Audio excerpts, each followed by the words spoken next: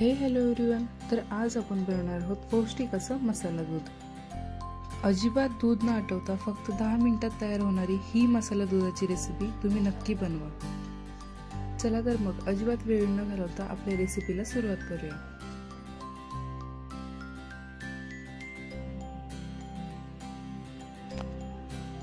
तर सर्वप्रथम मी इथे 1 लिटर फुल क्रीम दूध घेतलेलं आहे आणि 1 लिटर दुधाच्या प्रमाणात मी सर्व साहित्य देते।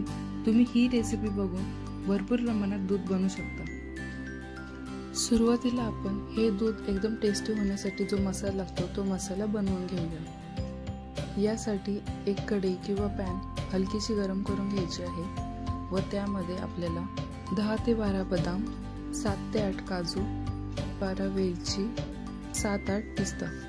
इलायचीमुळे दुधाला खूप छान मस्त सुगंध येतो व चवही खूप छान येते। हे साहित्य आपण भाजून घेतोय याचं कारण म्हणजे हा जो मसाला आपण बनवणार आहोत तो आपण 4 ते 5 महिने स्टोर करू शकतो, यासाठी हे भाजूनच घ्यायचं आहे। सोबतच यामुळे दुधाला छान असा फ्लेवरही येतो। तर हे सर्व साहित्य रोस्ट करून घेतल्यावर एका प्लेटमध्ये काढून घ्यायचं आहे।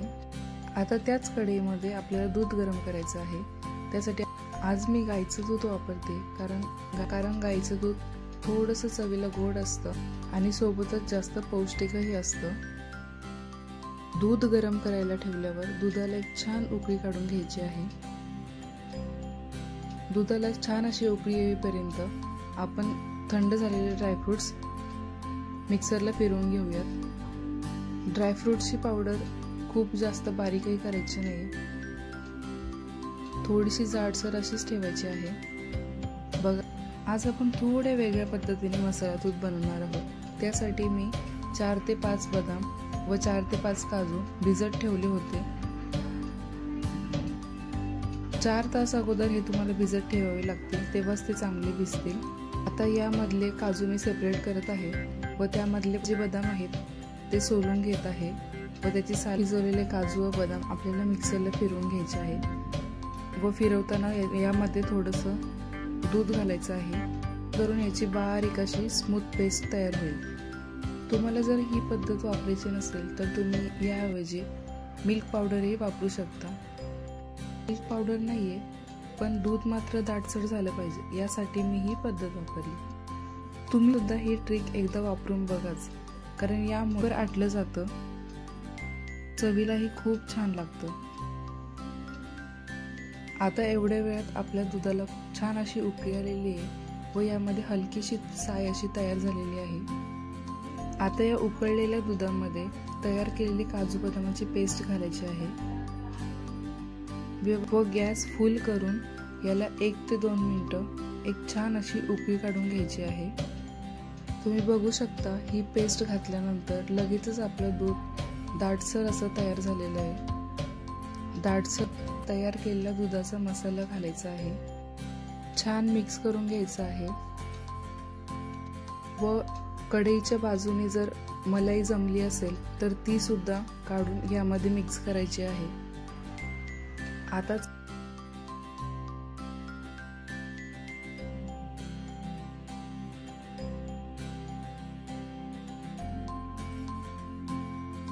साखर घालायची आहे। तर मी इथे 1 कप साखर घेतली आहे, तर ज्या आवडीनुसार कमी जास्त करू शकता। आता पुन्हा एकदा या दुधाला आपल्याला छान अशी उकळी काढून घ्यायची आहे जेणेकरून आपली साखर दुधामध्ये मिक्स होईल। साखर यामध्ये चांगली विरघळून द्यायची आहे। साखर विरघळल्यावर साखरेचं पाणी होतं व दूध परत पातळ होतं, त्यामुळे याला 2 मिनिटं उकळून द्यायचं आहे।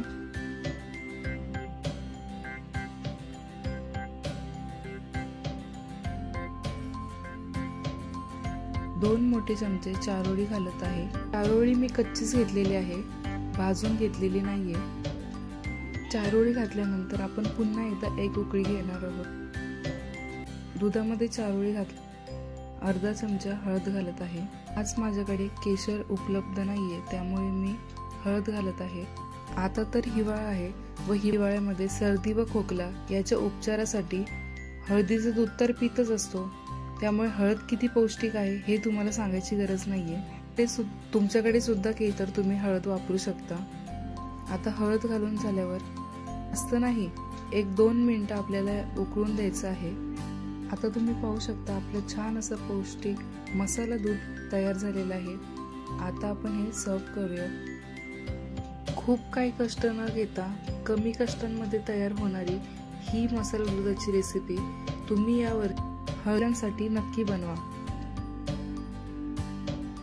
हळद घातलेलं गरम गरम दूध घशालाही खूप आराम देतं। नक्की बनवून बघा व कसं होतंय ते मला कमेंट करून नक्की सांगा। पुन्हा भेटू अशाच नवीन व्हिडिओ सोबत, तोपर्यंत धन्यवाद।